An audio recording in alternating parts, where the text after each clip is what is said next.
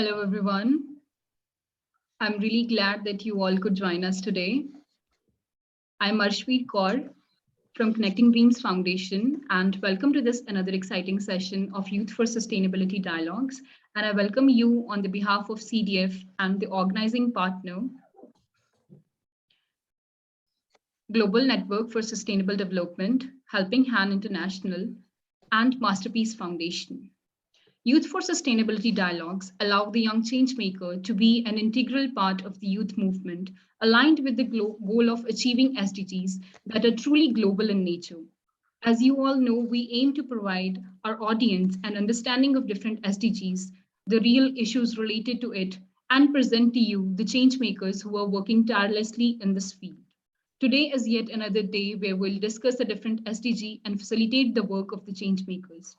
The theme for today's session is Empowering Youth Action to Combat Climate Change under the realm of SDG 13, for which we have really inspiring panelists, Mr. Anveshi Gupta, CEO at Quest Sustainable Solutions, Sadvika Chandrasekhar, Environmental Sciences Consultant at AtQuest, and Vaibhav Arora, Waste Management Professional and an incoming 2041 Climate Force Expeditioner to Antarctica. We welcome all our dear panelists. We are particularly pleased to have as our expert today, Dr. Sapna Narula, Professor and Dean at School of Management Studies, Nalanda University, and Board of Directors of Global Network for Sustainable Development. Recipient of UN Global Compact Innovative SDG Practices Award 2019, ma'am has vivid experience in a range of subjects like sustainability management, sustainability reporting, corporate social responsibility, sustainable business strategy, and business ecosystem and community. A hearty welcome to you, ma'am. Thank you for joining us. Without further ado, I would like to invite our first panelist, Mr. Vaibhav Arora, to share with us about his journey and his initiatives with us. Thanks a lot, Ashveer. Hi, everyone. Really glad to be here, and thanks a lot for this, for organizing this session. I think it's very important to have dialogues around the subject and collaborate with like-minded people. So I'm Vaibhav Arora. I'll just share my screen here to take you through my journey. I hope my screen is visible. Yes, Vaibhav. Great. So right now I'm 23 years old and I'm originally from New Delhi, and I'm working with an organization named Karo Sambhav, which is working in the field of circular economy for plastic waste, e-waste, and other types of waste. We are also entering into battery waste and glass waste. I am working there as an executive assistant to the CEO, wherein I'm involved in different activities related to the organization, sometimes related to hiring, sometimes related to working on certain projects. So it's like working in a startup, which is where all the roles you experience a bit of all the things. So I've always been passionate about environment, and my love affair with plastic waste or waste management as in general began when I was in college. I have been also been fortunate to work and intern with different organizations. So I've worked with travel organizations and NGOs and other organizations in the waste management as well. So during my college, I was also associated with Enactus, which also works pretty similar to with the similar aim as CDF, and various projects where we were promoting social entrepreneurship amongst the communities, where they were working on different aspects, and the aim of all the projects were to achieve triple bottom line approach of planet, people, and profit. So I was fortunate to get exposure during my college to work on these projects. And my journey began with Enactus at college level, where I got exposed to a lot of different types of people, different types of cultures, and understanding what social entrepreneurship really is. Then during my college, I got this very interesting opportunity to work in the mountains with the travel organization India Hikes, where I was working in a village on creating a solutions for plastic waste in a very remote village in Uttarakhand. That 1 month of experience really made me think that what are we doing with our consumption patterns, and how we are managing waste, especially in the remote villages like in Uttarakhand. So that was really an eye opener for me, and that's where my personal journey to work in waste management began. Then the volunteering and like talking to different people began when I came back from Uttarakhand. And then I tried to explore and try to do different things. So I worked in the field of zero hunger, which I worked with this organization named Feeding India, which is working on eradicating hunger and preventing food wastage at a pan India level. So this was also an amazing experience where I worked with the team, and this was at a time when Zomato acquired Feeding India. So the operations were also scaling up a lot throughout the country. Then I did do this. I worked with this travel company which was working with students on outdoor education, wherein I worked on making their camps eco-friendly and free from plastic waste. I worked with conducting some classes with their students on how to upcycle waste, how to manage waste at camps, their campsites, which were in Himachal, Uttarakhand, South India. So there were lots of places where I was trying to make standard operating procedures for managing waste effectively. So that was again due to my curiosity to know more about waste management that I joined this organization. Then I did this 1 year fellowship which was based out of Ladakh. This was Naropa Fellowship, which was a 1 year post graduation diploma in entrepreneurship and leadership. And again, since I was really intrigued by the problem of waste management in the Himalayan region, I decided to do this fellowship in September 2019. Then once I graduated from this fellowship in September 2020, I joined this organization Karo Sambhav. In different domains in plastic waste. Now I'm working as an EA to the CEO. So there has been a lot of learnings in the last 1.3 years.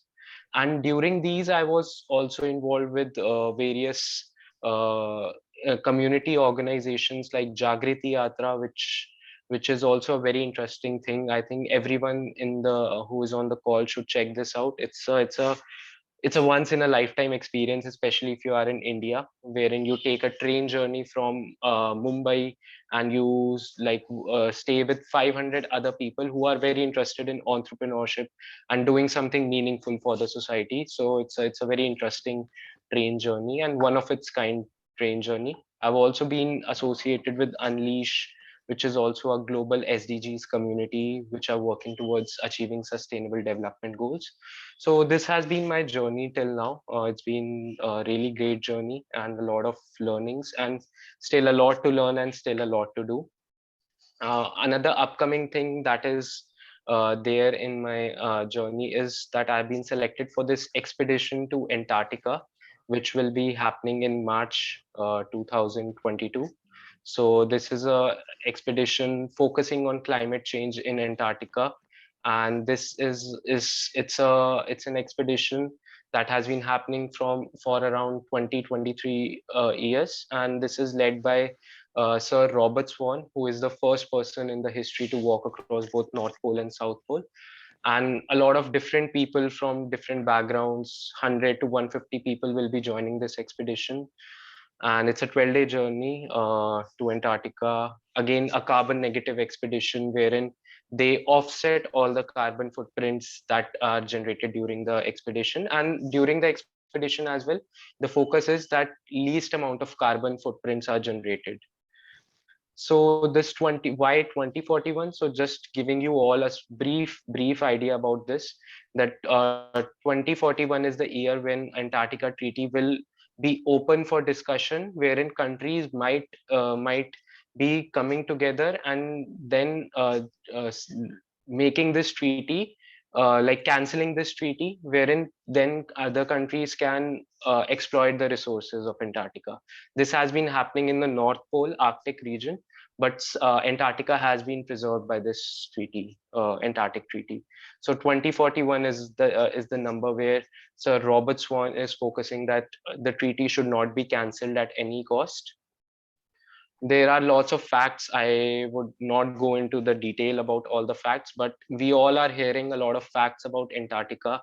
In fact, today also I saw one news that one of the glacier scientists revealed that one of the glaciers in Antarctica is at a it's in a very danger zone, wherein and if that glacier is melted, a lot of negative effects will happen. So the name of the glacier is Doomsday Glacier. So a lot of things are happening.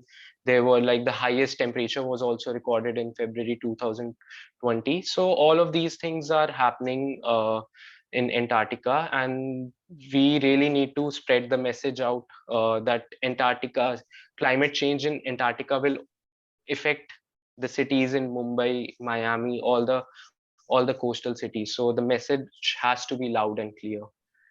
My expectations during the expedition will be to understand the climate change effects in Antarctica, understanding the science behind climate change effects in Antarctica.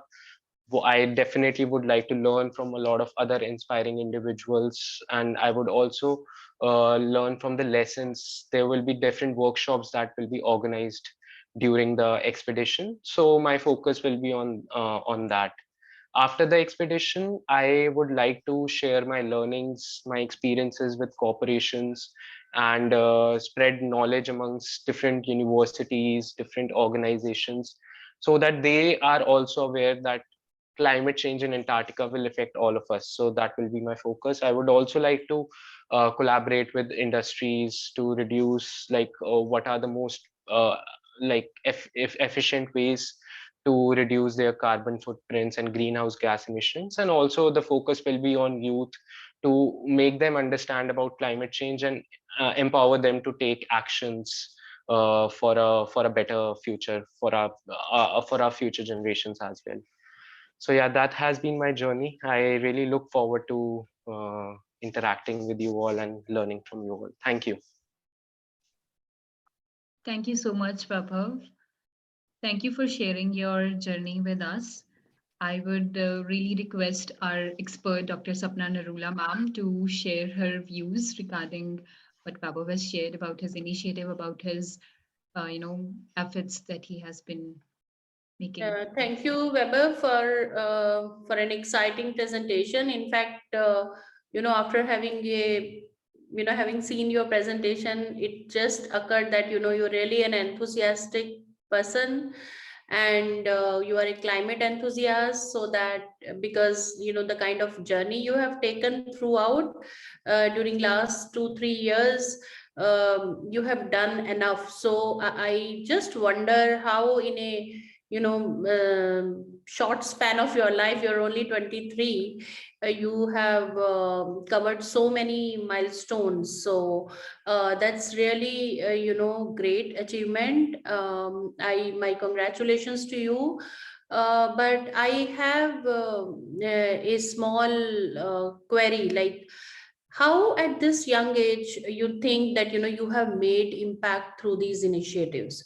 you are learning, you are being made aware through these initiatives, and these initiatives were funded by various organizations, whether it is the Naropa Fellowship or even Karo Sambhav. I know your CEO as well, Pranchu Singhal. Yes, So I yes. know how he started, and it's quite a challenging job. And then even this Connecting Dreams Foundation. So you have been absorbing a lot of knowledge.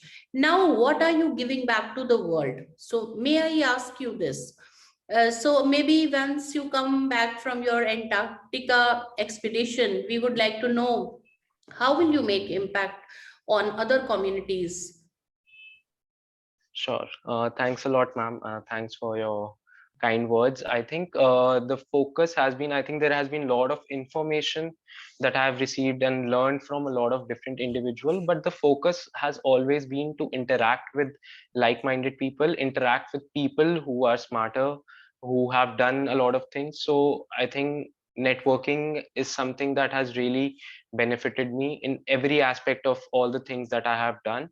One thing that was a game changer was to ask, basically asking things, because when you are young, you can ask a lot of things. So I think my advice to all the participants will be to ask, to reach out to people, to ask certain questions, ask the queries that you're facing, and then take one day at a time. Like, always focus on taking one day at a time and how you can make the maximum impact each day. So that has been the focus, and start with yourself. I think the focus has been to start with my own self. I consciously try to make sustainable choices in my daily life. Then I try to, then once I am able to take like make those choices, then I try to like ask people to take those choices. So that has been the constant focus, so that I don't go out there and just talk about things. I should first implement it myself.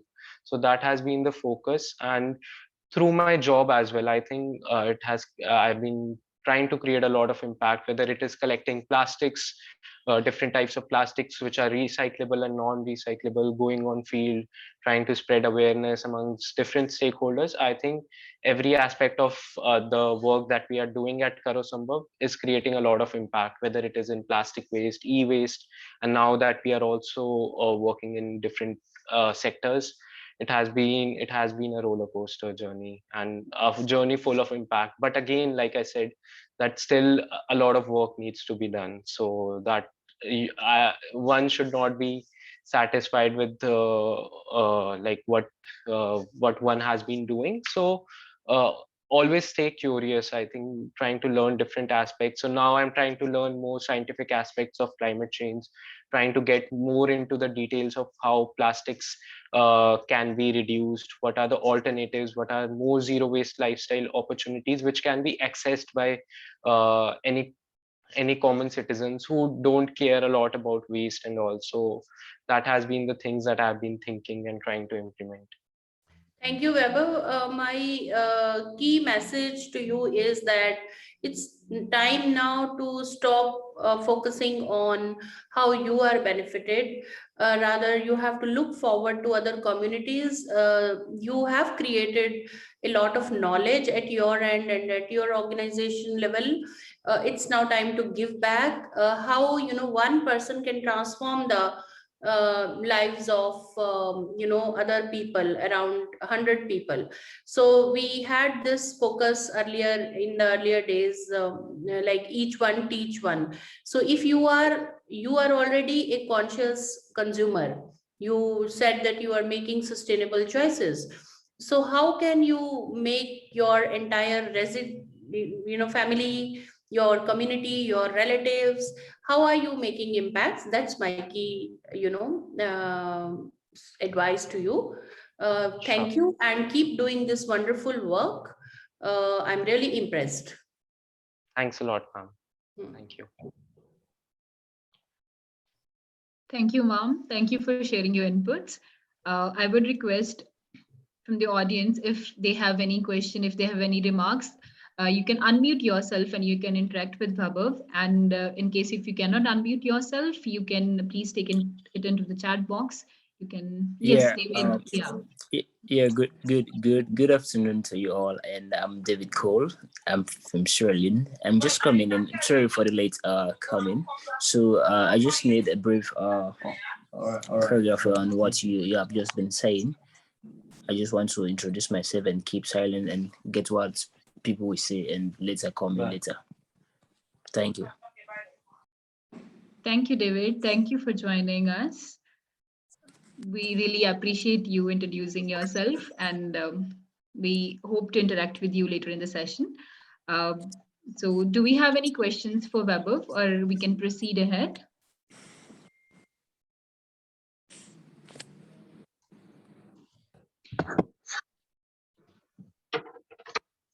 Okay, I think we'll move ahead then. Thank you so much, Vaibhav, for sharing your inspirational journey with us.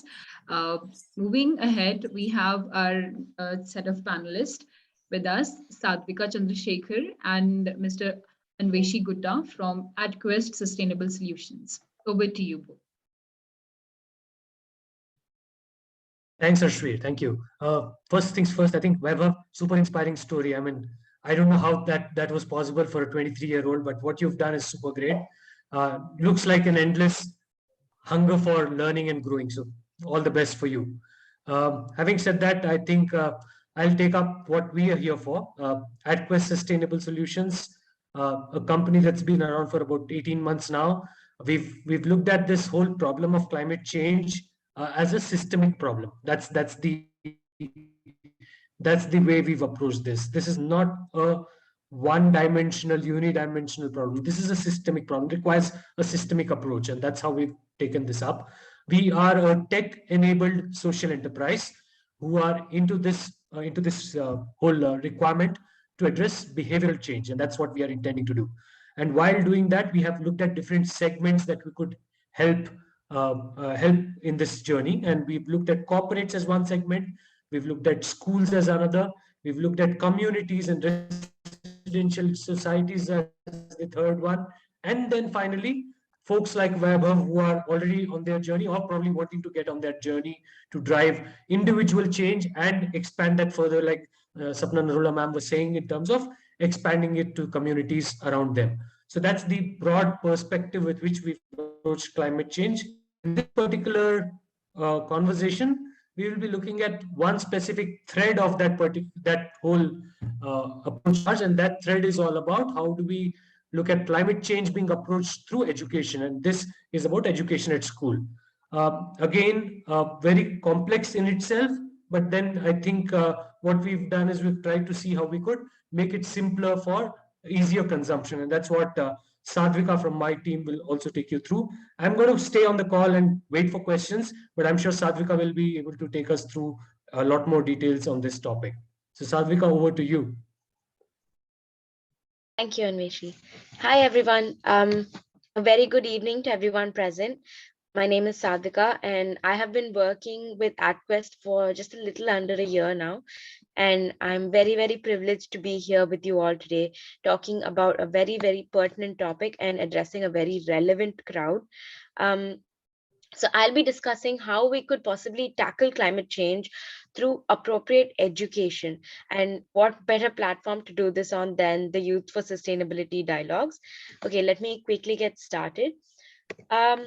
With regards to climate action and climate change, we are very well aware that the current situation is quite dire. It's not a very great situation that we're in, and we know that the next few years are very, very crucial. So the next decade is actually called the decade of action. And the time after that is also equally important.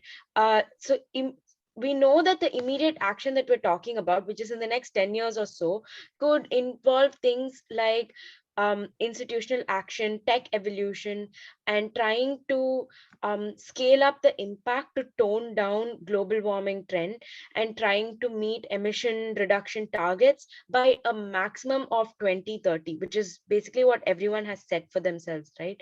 But on the other hand, it's equally important to look ahead to make sure that we don't lose out on the progress that's being made currently in terms of climate action, it's very important to make whatever changes we're making right now. So the immediate changes need to be made long lasting. And this could be done either via foundational aspects. In order to make things right, just simple awareness is not enough. We need behavioral shifts as well. And following this, we also need to have ingrained changes. So after proper foundation is set, it's very important to make these changes very habitual, to make ourselves a cleaner or a greener person, like to fit into the greener world that's coming. So under long lasting aspects, these can be brought about by behavioral changes, sustainability education, having shifts in lifestyle, making sure eco-friendly alternatives are made more mainstream and accessible to the daily man. And this can be done in two ways. So this behavioral action can be done through institutional behavior, where scalability is comparatively easily done as compared to the other option. And it talks about corporates, residential societies, gated communities, and schools, which take a huge part in nurturing and taking responsibility for the children of tomorrow. Apart from this, we also have individual behavior, which is which includes all millennials. So basically individuals are everyone, right? Anyone who's like a child to an adult, everyone are individuals. But I think the most relevant crowd that we're speaking to in terms of climate action are, at least for the next 20 to 40 years, are these generations. So millennials, so people who are born between 1980 and 1995, Gen Z, which are people who are born between 1996 and 2010, and Gen Alpha, who are born after 2010. So basically, the highlighted green boxes that you can see talks about people who are currently like 10 to early 20s, right? And they are the focus of our conversation today. So it's very important to make sure that this climate education and this knowledge is very well ingrained in them. So seeing as how we are focused on the next 30 to 40 years in climate change and climate action, people who are 5 to 15 today, who are basically school kids, right? Like Gen Alpha and early or late Gen Z, you can call them, they will have their own sustainability journey. They'll have their own life cycle. And this is currently what we are focusing on immediately.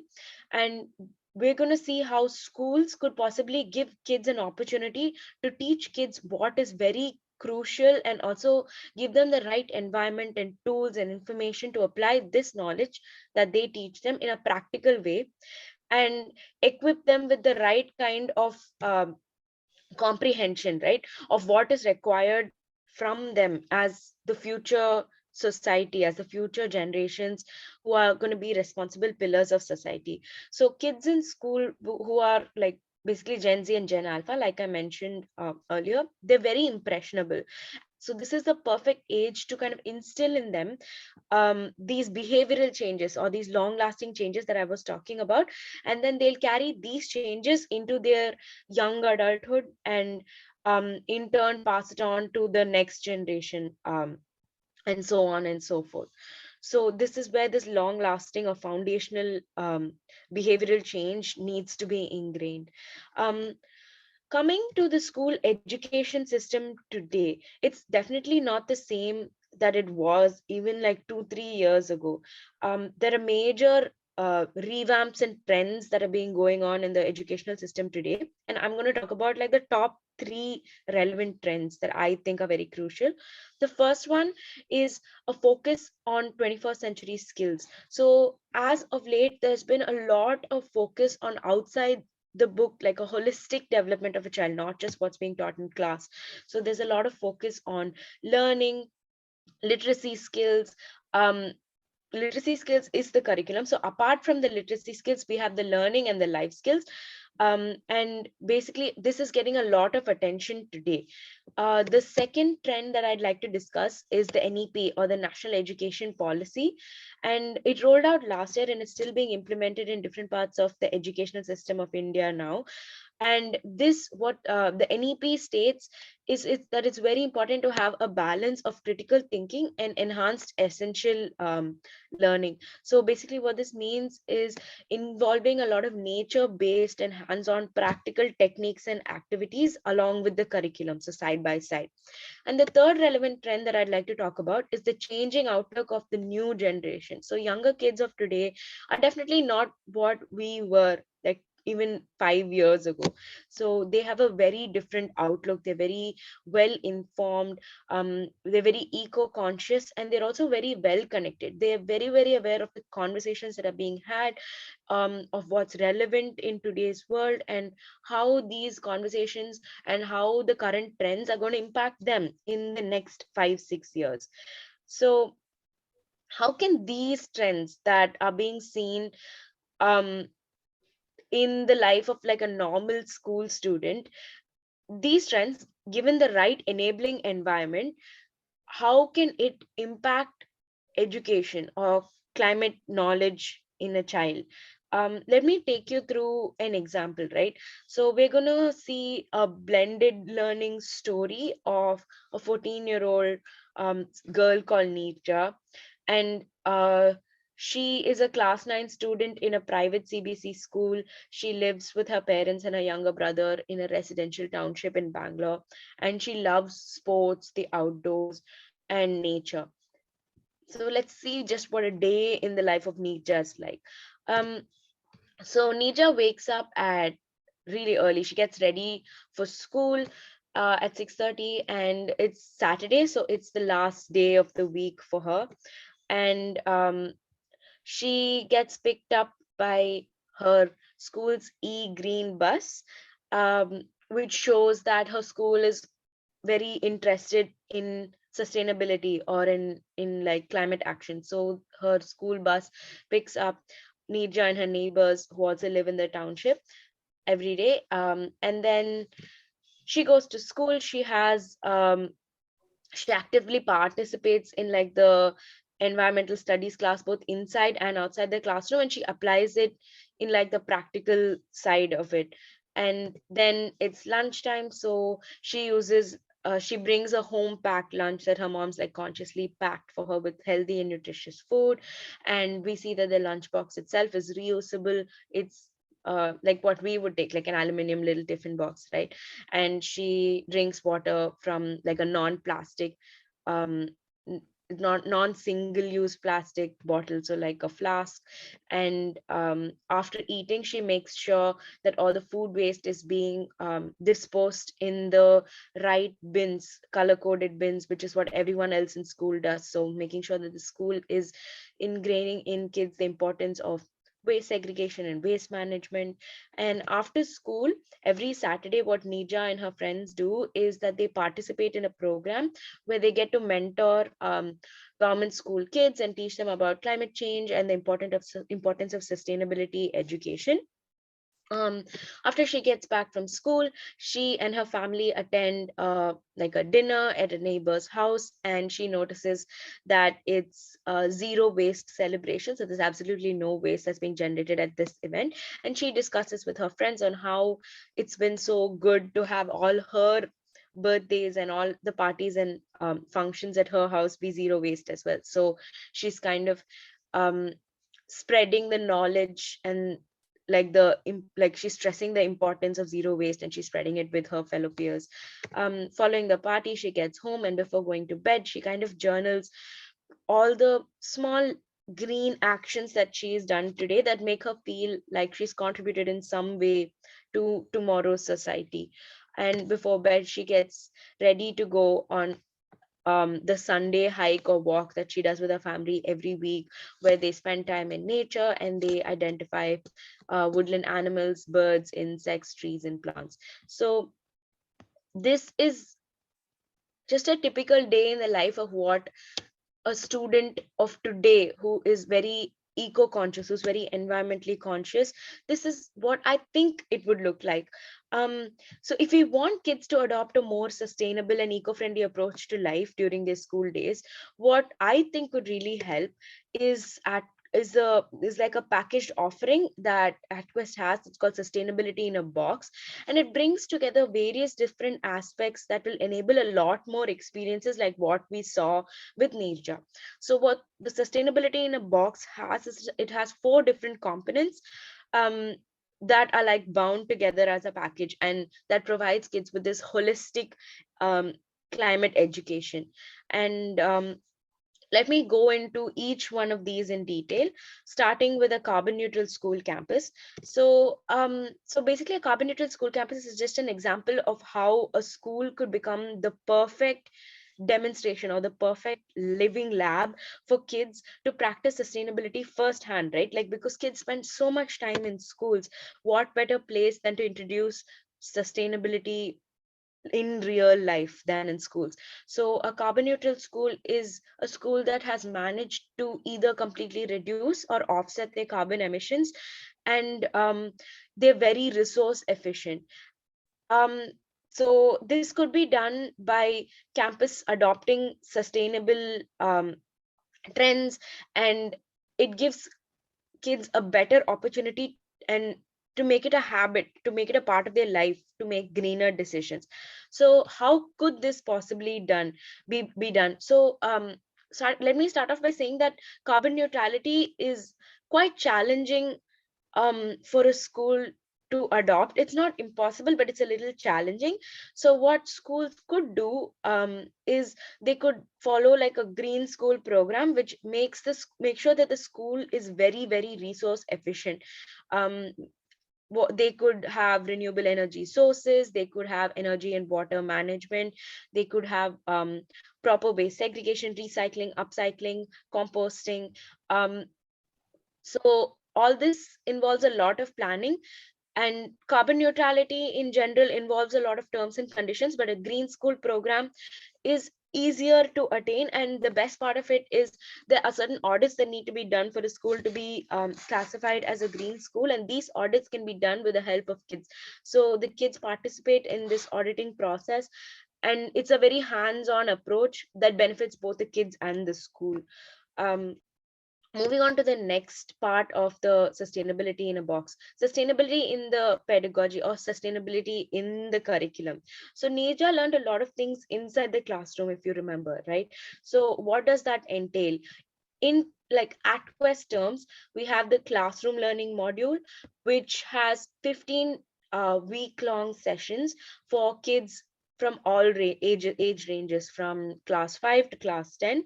And but through this they get started on learning about sustainability and climate change along with what is being taught in their textbooks.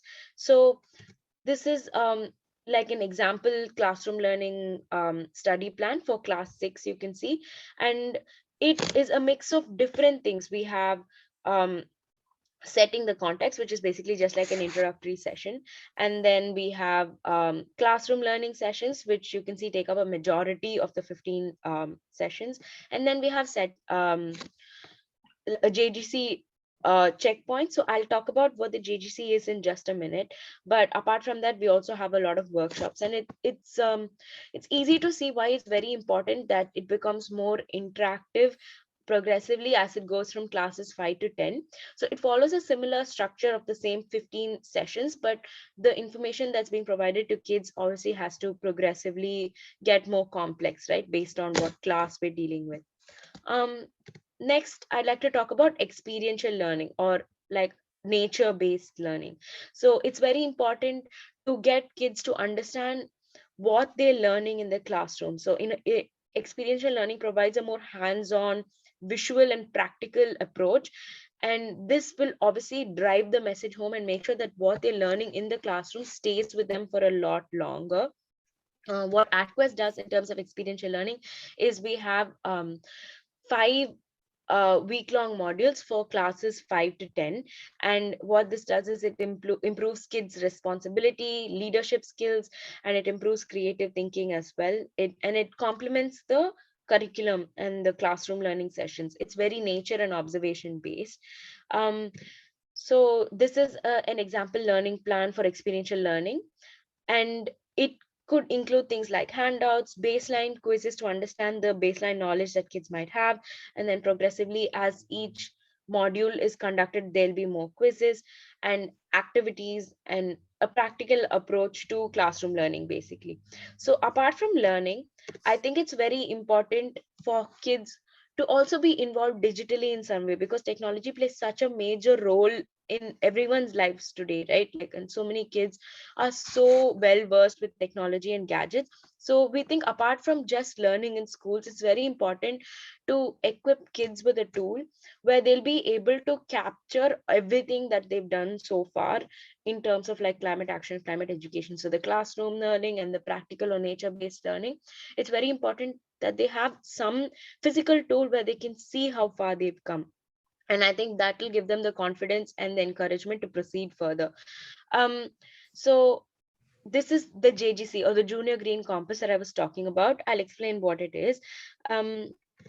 So we also know that not just the JGC, but like even classroom and experiential learning needs to be progressively changed for classes. Like what we teach at class 5 can't be taught at class 10. We need to take a slightly different approach. So there we see that there is learning, they're still learning up until class 10, but as the kids get a little older, we also get them to act on what they learn, right? So, and if you see at class 8, kids also start mentoring. If you remember in Neeja's story, every Saturday she helped mentor kids in government schools, right? So this also gives them like a tool to help improve their leadership skills. Let me show you what the JGC tool looks like. This is what it looks like. It can be accessed on any device, a PC, a laptop, a tablet, or even a mobile phone, and it has a bunch of different things. So basically, it has different actions that kids can journal in what they do, and then like tick off whatever actions they're able to complete. And this could be in school, or it can be at home, or it can be outdoors. And it has different themes, like nature, waste, and water. So based on what theme it is, the journal actions are kind of segregated based on the separate themes. And there's also like, it's not that the kids need to complete an action, they go and type it in. They have a pre-listed action under each, like a preset list of actions under each theme that the kids can just go and they can mark it as complete. So yeah, the tool also helps to work as like a self-improvement device, or a self-learning device. So the kids have various links they can click on to get like a well-rounded understanding, or if they're like interested in a particular topic, they have links they can access, and they have videos they can watch that are already pre-listed, and they can basically get a very holistic education about what action they're doing and how it can impact the world as well. So kids can also see how they're progressing in their sustainability journeys. They have 8 different tribes, and as you can see, like the soil champ, the local champ, nature champ, and the actions, they're able to see how each of their actions is kind of impacting the whole journey and which tribe they're in, and how they're already contributing to the UN SDGs in their own capacities, like how every single small action that they're doing is somehow linked to some UN SDG. So the kids can also track their own journeys, and they can earn like badges, and they can see their whole timeline as each action is completed. And this again can be accessed on any device. So this tool also works as a guide on what kids need to do next, right, based on what actions they have completed so far. So let me show you an example of sustainability in a box, in a simple way. So taking a kid who wants to work on waste segregation, or like just learn about waste, how sustainability in a box approach can be taken to education on different kinds of waste and waste segregation. So starting off with like the carbon neutral school campus. So if schools are participating in green school programs, they will have installed in-house waste segregation and recycling and color-coded bins, and the kids will be very exposed to this in schools as well. So this is an easy starting point for kids to start understanding the concept of waste and how it can be segregated and the importance of managing waste well. Coming to classroom learning, so this is what kids learn about different kinds of waste and how it must be disposed. This is what they're learning from their textbooks and through small activities in the classroom. Coming to experiential learning at home, so kids could have like home audits, and they could see how waste is being segregated in their homes as part of experiential learning. They could have visits to e-waste recycling centers or plastic waste recycling centers to see firsthand how waste is being segregated and the challenges that might exist in today's world in terms of waste segregation. And they might also have like participate in composting workshops to get like hands-on experience to see how organic waste is handled. And it's very nice if they have a digital tool or the JGC to record it and see where the school or the student stands in terms of waste management or in terms of how they're segregating and recycling their waste, and assess how their actions as a whole are impacting today's world. So this is what a sustainability in a box is basically brought out by AdQuest. Looking ahead, our plans for the future is in terms of private schools. If the pandemic allows and kids go back to school in the next year, we'd like to deliver sustainability in a box to private schools and also provide private school kids to mentor public school kids or government school kids, because we strongly believe that climate education and climate knowledge should not be restricted to one portion of society alone. It's very important. And in terms of like public schools, we have a particular program called the 1-for-1, which is a zero cost program to help deliver sustainability education for government school kids.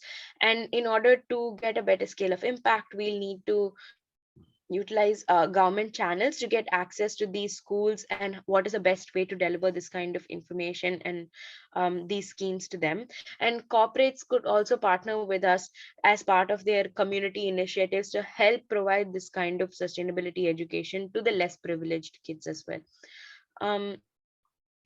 So the JGC or the Junior Green Compass, like I mentioned, it's the public version, it's free of cost. It's available to everyone. Any kid can access it.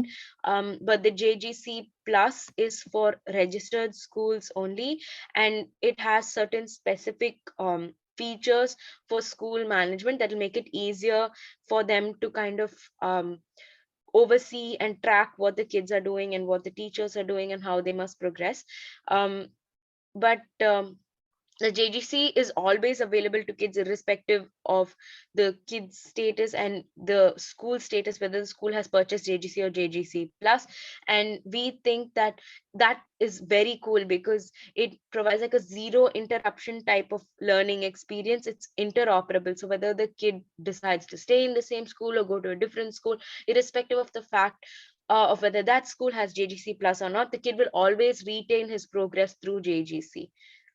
So this, I think this provides schools and societies and kids a very hitch-free journey when they're trying to adopt a sustainable way of life. And I think it's our responsibility to make it as easy as possible for them and not hard wherever we can. So this is what the broad plan ahead looks like. So yeah, that was my presentation, and I'd be happy to take any questions. Thank you so much, Sadvika. This was indeed a very elaborative action plan, and I think a very wonderful, in fact, indeed. I would invite Dr. Sapna Nirula ma'am to share her remarks with us.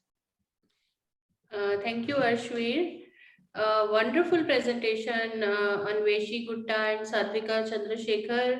mesmerizing. In fact, we have been dealing with sustainability at a higher education level.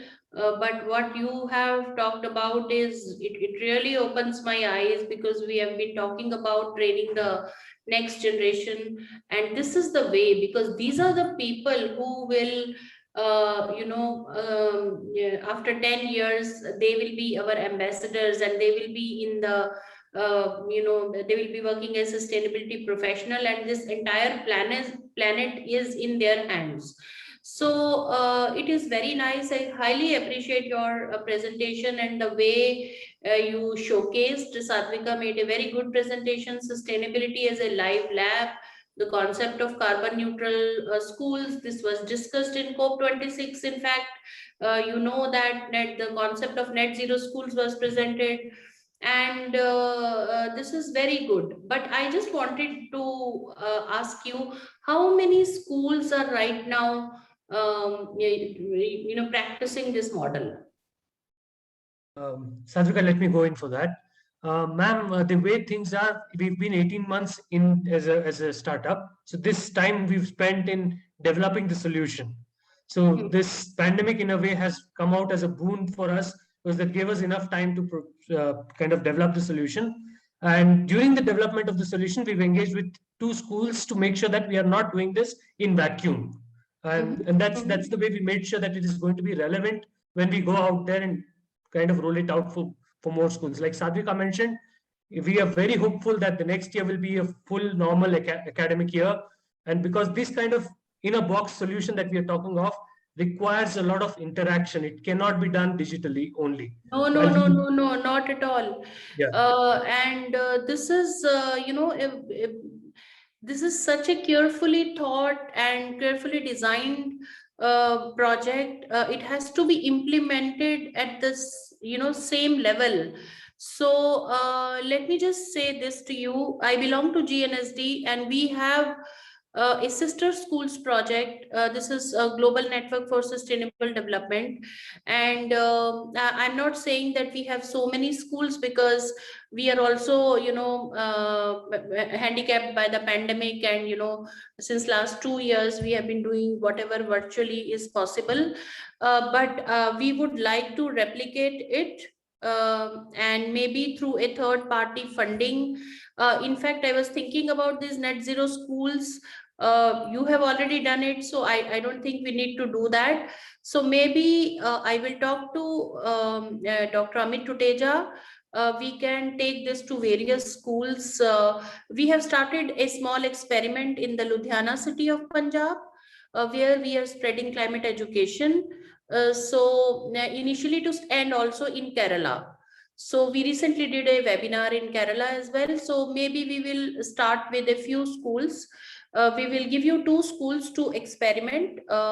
We will provide support, and we will also see if schools can fund it. So I just wanted to also know, how is this initiative funded? Do you have a third party funding, or?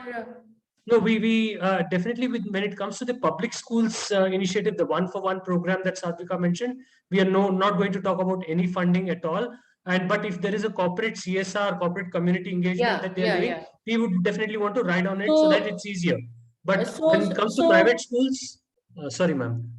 So we will ask the schools if they are able to fund it. Exactly. And I will also see that if GNSD and a corporate can join hands and replicate your project in various schools. In fact, we have been thinking about it, but I think we don't need to do that hard work, because immediately after COP26 discussed the concept of net zero schools, I was thinking of it.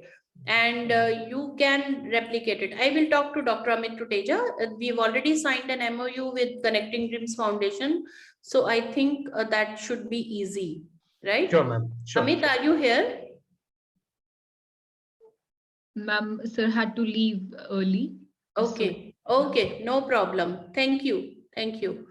I also have my colleague Sirat with me. Sirat, do you have any observation here? Yes, ma'am. Hello, everyone. I am a student of, so Dr. Sapna Narula is my dean, and I represent Nalanda University. I'm a student of MBA Sustainability, second year. And surely the speaker who talked about the education for climate awareness, sustainability, of course, it would, develop knowledge, skills, values, and of course, the worldly views which are necessary for the people. And here we are talking about educating the children, where it all starts. So for people to act in ways that kind of contribute to a more sustainable pattern of living. And of course it would it would get reflected, because we are talking about the school time education, that always stays with us, and that's a way of engaging with the world through sustainable ways. So yes, it is a future oriented thing, and it was very new to me. It's a world class idea, Right. focusing on protecting environment and including it in the school curriculum only. I think that And I would like support that, more sustainable. and I like that climate, when Sadvika said climate education must be equitable. So that is the only purpose of sustainable development goals. So when Ashwir invited me for this forum, I was asking her how much time you will take. Will you take 1 hour? Please finish it in 50 minutes. But it seems now I am in no hurry. Whereas, Ashwir is, because I am so engrossed in this. Okay, let's move to next presentation, Ashwir. Thank you so much, ma'am. We are done with our presentations. We had the two set of panelists here with us. But before moving ahead, Clement Dyke has raised his hand. Clement, do you have any question for the team here? Hello? Hello. Yes, Clement. Please I do think- share. Yeah. Okay, thank you for the presentation. I'm from Nigeria, so I'm looking at how can this software be used in Nigeria here. I know it's a new development. How can we use it here for climate change? Is there any way they can domesticate it or transfer the knowledge to us here so that we can use it in our schools? Okay, so this question is for Dr. Anvishi. So he's asking how can we use this model in the schools at his place? For sure, Clement. So the one thing that we are very clear about, as much as we talk of equity in different sections of the society, climate education is again a universal thing. So whatever we've put together, if you believe there is a case for you to kind of leverage that in your geography, more than happy to discuss and explore that and make it happen for you. None of this is meant only for India. None of this is so very ingrained only for India. So we definitely believe it's a universal thing, and we will be more than happy to join hands. Thank you, sir. Clement, if you want to proceed ahead and if you want to discuss it more, I can share the contact details of AtQuest. Yeah. So I've already sent a message in the chat box. I think it would be good to have Anveshi's phone number. Yeah, Anveshi, can you please give me your phone I'm number? typing it in, and I'm typing it in with the international code as well, so that Clement wouldn't have an issue as well. Sure. Let's move to next presentation, Anveshi. Oh, Ashwin? Yes, ma'am. We are done with the presentations. Okay. But ma'am, I do have a question for you. I really want to know, how can we increase the youth participation at grassroots level, where we can include them, in following these sustainable practices that can reverse, or stop this negative impact on the climate. Like, we all are trying to make efforts, but the interest and the engagement of youth is a real issue here. So let me just tell you, Ashwir, in fact, some 15 to 20 years back when we were in schools or colleges, we used to hear about climate change, but we were never interested in it. Believe me, it never impacted us. It never occurred to us that, we may be threatened by it. Okay, so until that in Delhi, I have seen people having facing asthma, and then people dying in floods, Chennai rains, Chennai water crisis, all these disasters, people losing their,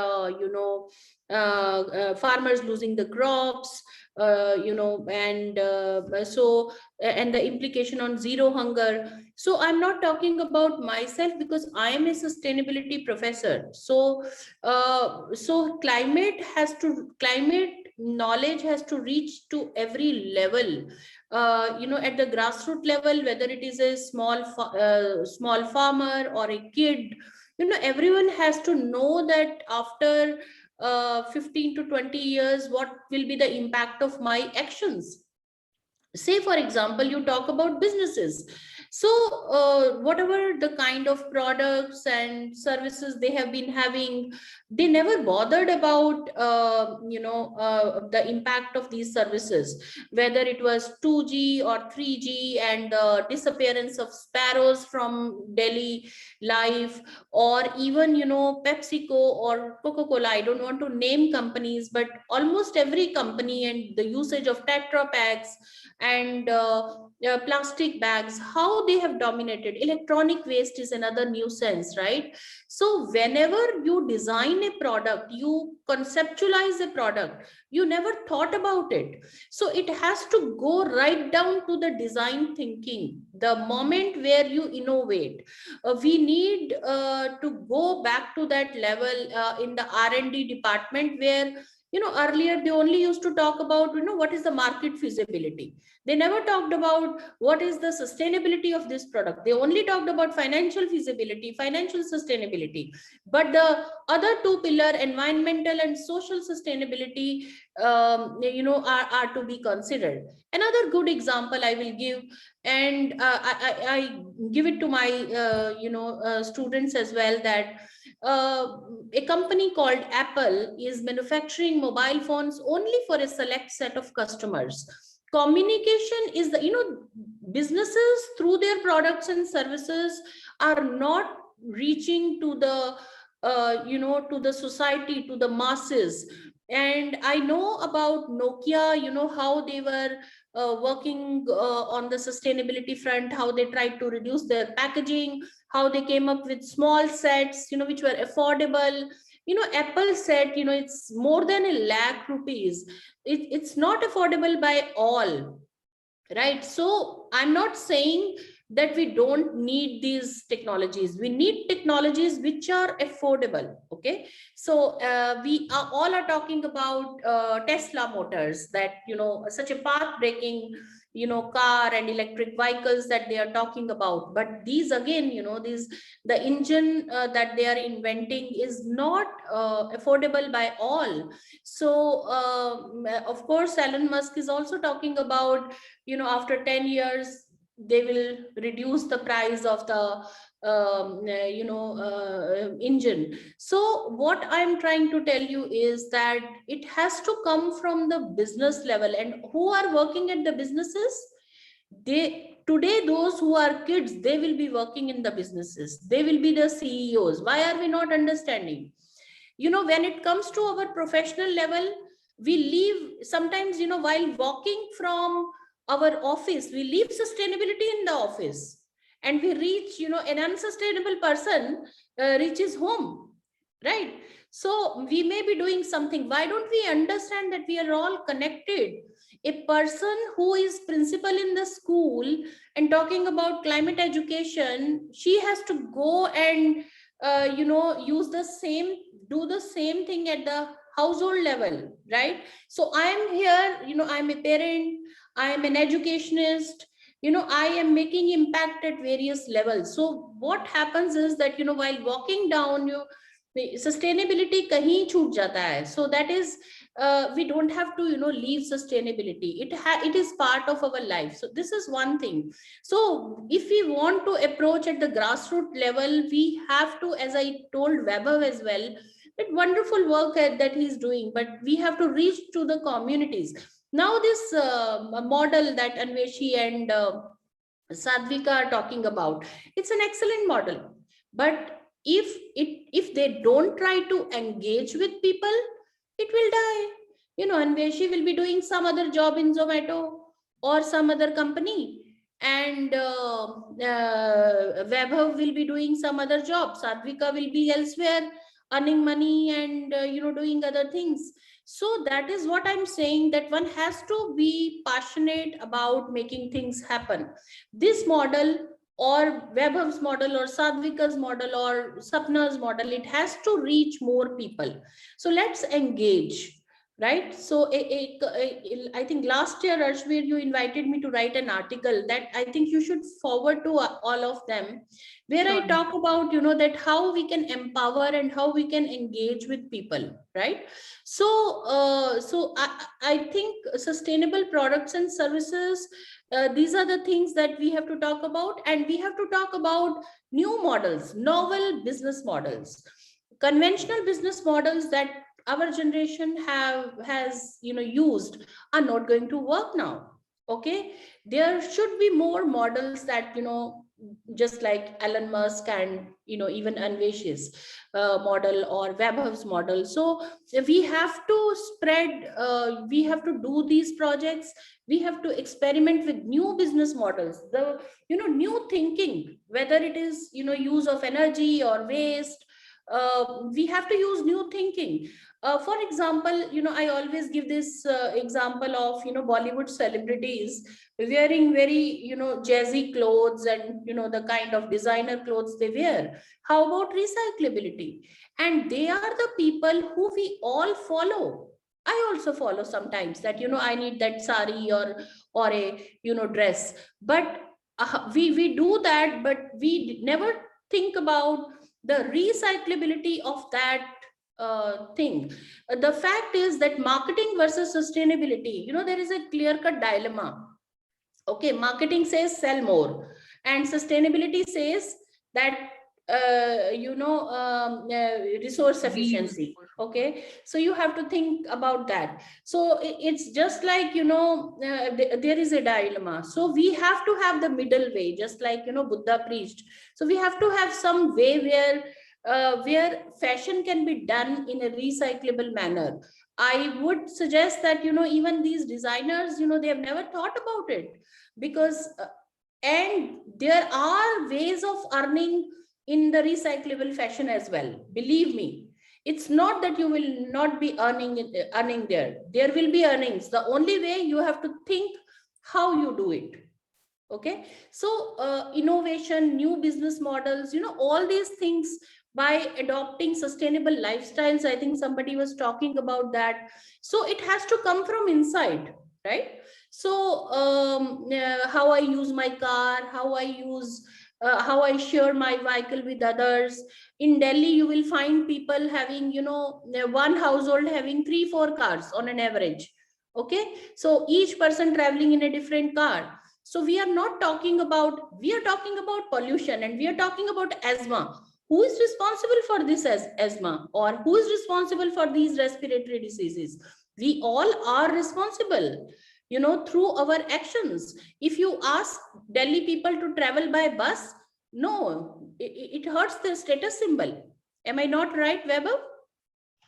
It hurts the Definitely, status. definitely. Yeah, this is the So, case. so a new status has to be formed, where we have to reject those people who are unsustainable. Okay, and we have to value the people who emulate Gandhiji, who emulate simple people.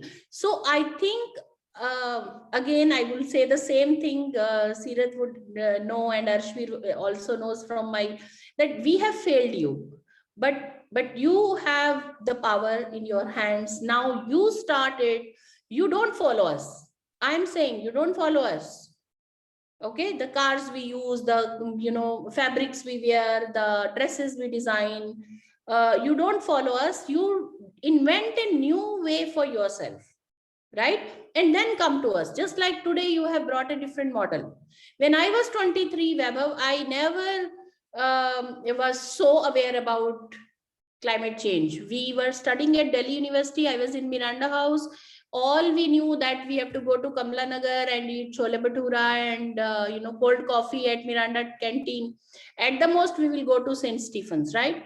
So a wonderful job. In fact, that's commendable.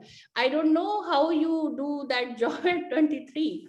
So this is how, when and then, when I was working or serving also, that was also, part of my profession. It's good job that you are doing, but just keep doing it. So if Anveshi, I've got your number. If I don't reach out to you, you reach out to me. Okay, don't hesitate. Meet new people every time, and try to do new way of adopt new ways of living. So that's my message overall. Ashwir, I think I have given my message. Is it fine, or you have any questions? Ma'am, no, ma'am. Thank you so much for sharing your inputs with us, your experiences with us, and definitely this message we would try replicating, we would try inculcating it in our lives. And I see that the hour is closing now, and I would really express my heartiest gratitude to you, Dr. Sapna Narula, and our panelists, Mr. Anveshi, Sadvika, and Vaibhav. I think I can say it on the behalf of the society, on the behalf of our generation, that thank you so much for all the work that you are doing for us and for the upcoming generations. And thank you so much for sharing it with us today. And regarding any technical help that Anveshi you would be needing, we are experts. Like, I know how to do environmental footprinting, water auditing, and other things. So technical help we will provide you, but how you translate it so that the kids can understand, I know you are good at, right? Thank you so much. And Vaibhav, all the best for your Antarctica expedition. Yeah. I look Thank forward you. to hearing from you.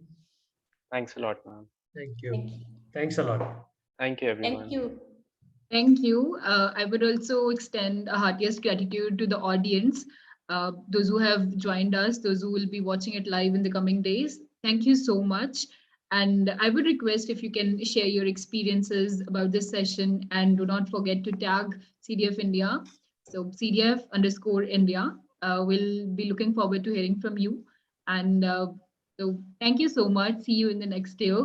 I wish you a very, very healthy, prosperous, happy new year on the behalf of CDF India. Thank you so much. Thank you. Thank you, everyone. Bye-bye. All the best.